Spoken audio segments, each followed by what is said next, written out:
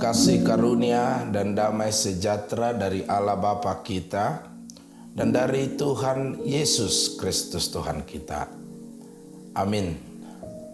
Shalom, salam sejahtera. Firman Tuhan pada hari ini yang ditetapkan Huria Kristen Batak Protestan HKBP Senin tanggal 15 Juni 2020, yaitu dari kitab Roma pasal 8 ayat 28. Kita tahu sekarang bahwa Allah turut bekerja dalam segala sesuatu untuk mendatangkan kebaikan bagi mereka yang mengasihi Dia, yaitu bagi mereka yang terpanggil sesuai dengan rencana Allah. Alai tabotodo saluhutna do manupak tunadinggan diakana maka marholong ni roha di debata akana jinuna sian tahinahian. Saudara-saudari yang dikasihi Tuhan Yesus, setiap orang pasti memiliki pengalaman hidup beraneka ragam. Mulai dari yang menyenangkan, indah, manis, sampai kepada hal yang pahit, getir, dan menyakitkan. Banyak di antara kita ketika dihadapkan pada pengalaman-pengalaman hidup yang tidak mengenakan, masalah, ujian, kegagalan, penderitaan, tekanan, kesengsaraan, sakit, penyakit, krisis dan sebagainya, cenderung memiliki respons yang negatif. Kecewa, putus asa, marah, mengeluh dan bersungut-sungut. Sikap-sikap yang demikian justru akan menjadi musuh terbesar dan penghalang utama kita berjalan dalam tujuan Tuhan bagi hidup kita. Padahal ada kalanya Tuhan memakai peristiwa-peristiwa yang menurut penilaian kita sebagai hal yang buruk tersebut sebagai cara dan sarana untuk membentuk, mempersiapkan, dan menggenapkan rencananya. Ayat firman Tuhan nats kita hari ini menyatakan bahwa Tuhan turut bekerja dalam segala sesuatu. Kata segala sesuatu berarti segala situasi dan kondisi, termasuk hal-hal yang buruk yang tidak mengenakan sekalipun. Karena itu penting sekali bagi kita belajar memahami cara Tuhan bekerja, karena Ia tidak pernah menjanjikan bahwa hidup orang yang percaya itu bebas dari masalah. Tanpa melewati ombak dan gelombang, tidak akan pernah dihasilkan seorang nakhoda yang handal. Justru di balik masalah selalu ada maksud dan rencana Tuhan yang indah. Salah satunya adalah untuk menarik kita semakin mendekat kepadanya dan belajar bergantung kepadanya. Jika masalah, ujian dan penderitaan itu seizin Tuhan, hal itu pasti akan mendatangkan kebaikan bagi kita. Sebab itu janganlah engkau menolak didikan yang maha kuasa, karena Dialah yang melukai tetapi Dia juga yang membebat. Dia yang memukuli tetapi tangannya menyembuhkan pula. Ayub pasal 5 ayat 17-18. Sebaliknya jika segala sesuatunya berjalan dengan baik dan mulus, seringkali membuat kita terlena. Iman kita tidak bekerja secara maksimal. Saudara-saudara yang dikasihi Tuhan, 2 hari lagi dalam catatan sejarah penginjilan HKBP tanggal 17 Juni 1834 kita mengingat kedatangan Munson dan Liman. Pendeta Henry Munson dan Liman tiba di tanah Batak untuk pertama kalinya, yaitu di Sibolga. Dalam perjalanan, Munson dan Liman disertai penterjemah, tukang masak, dan 8 orang pendamping lainnya, rombongan berangkat dari Sibolga menuju ke Rura Silindung, menembus belantara lembah dan pegunungan yang bergelombang selama 6 hari lamanya. Kadang-kadang mereka harus merangkak seperti ekspedisi kelompok pencinta alam ketika melalui medan yang sangat sulit. Ketika mereka tiba di daerah Lubuk Pining, Adiak Koting, terjadi ketegangan karena daerah Lubuk Pining telah dijaga dari kedatangan penjajah Belanda yang saat itu disebut Sibotar mata putih dan hidung mancung.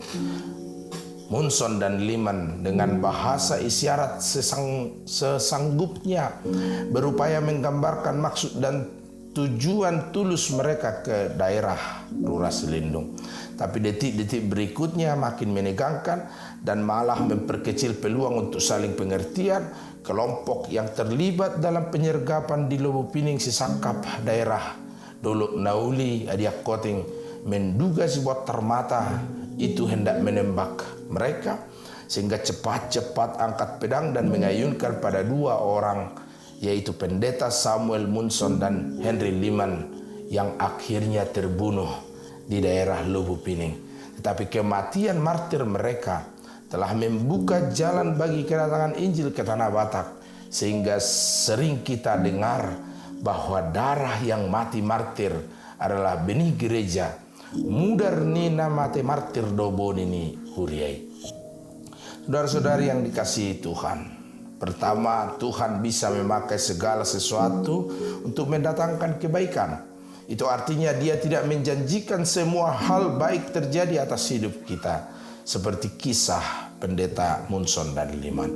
Kita setuju bahwa kanker perdagangan manusia, kematian, bahkan virus COVID-19 yang sedang berjangkit saat ini adalah hal yang mengerikan. Dan dosa pasti akan terus berkeliaran dalam hidup manusia sampai tiba nanti waktunya Yesus kembali dan menaklukkan semuanya itu. Ayat ini memberikan kita pemahaman bahwa sekalipun dosa dan iblis akan terus merajalela, tetapi kuasa Tuhan jauh lebih besar.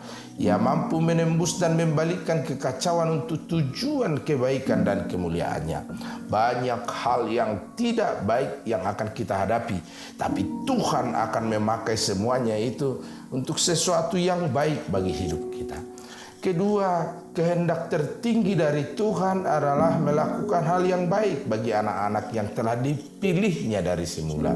Seorang guru yang bijak pernah mengatakan, Tuhan mengizinkan sesuatu terjadi dalam hidup kita untuk satu dari dua tujuan.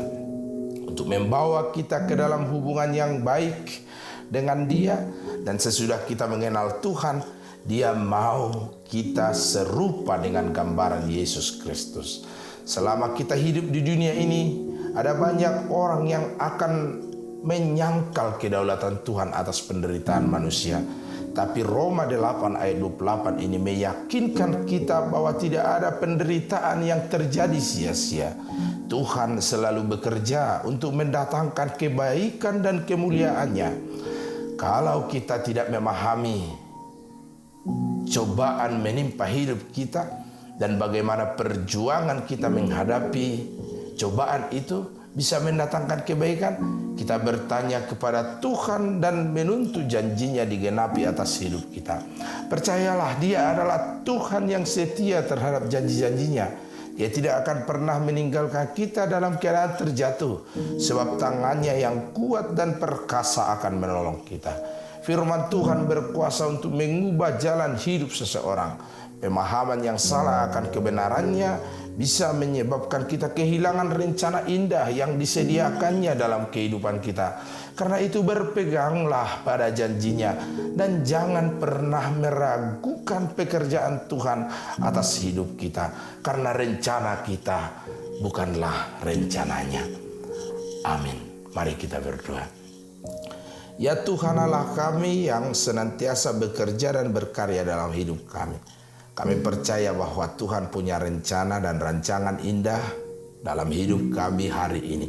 Karena itu hari ini, saat ini kami berdoa untuk kehidupan kami hari ini Tuhan. Biarlah rancangan Tuhan yang senantiasa berlaku atas hidup kami. Sehingga kami senantiasa diteguhkan dan dikuatkan. Bahwa dalam setiap hal yang terjadi dalam hidup kami, terlebih Tuhan masa-masa sulit, ujian, cobaan bagi hidup kami masing-masing adalah jalan Tuhan untuk memberikan yang terbaik bagi hidup kami.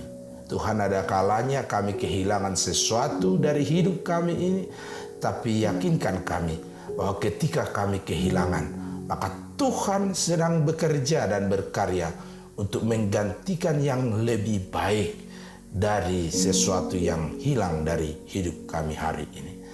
Berkati perjalanan, aktivitas, pekerjaan, dan segala sesuatu yang terjadi dalam kondisi hidup kami hari ini.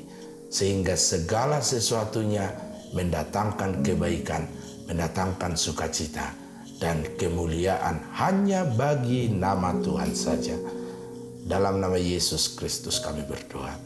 Anugerah Tuhan kita Yesus Kristus, kasih setia Allah Bapa, dan persekutuan Roh Kudus kiranya menyertai kamu sekalian.